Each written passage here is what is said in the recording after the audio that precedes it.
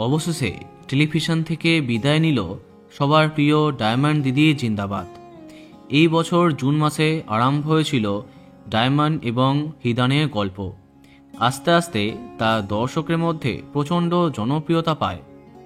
এই সমস্ত চরিত্রে ডোনা ভৌমিক এবং অয়ন ঘোষ সবার মন জয় করে, কিন্তু টিআরপি তালিকায় বরাবরই পিছিয়ে ছিল ডায়মন্ড দিদি জিন্দাবাদ।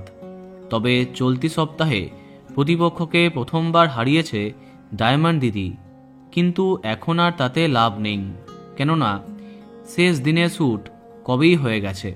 আর আজ 23শে নভেম্বর লাস্ট এপিসোড সম্প্রচার হলো। শেষ পর্বে ধারাবাহিকের এন্ডিং জমে ক্ষীর। সমস্ত অন্ধকার কেটে গিয়ে গাঙ্গুলি পরিবারে নতুন আশার আলো। দীপ্ত স্ত্রী তার সিঁদুর মুছে ফেলে নতুন করে জীবন আরম্ভ করতে চায় এবং হিদানকে পাশে থাকার জন্য সে অনুরোধ করে। অন্যদিকে সবাই মিলে হিদান এবং ডায়মন্ডের ফুলসজ্জার আয়োজন করে, কিন্তু ডায়মন্ডের মন ভালো নেই, কেননা হিদানের স্মৃতি এখনও ফেরেনি।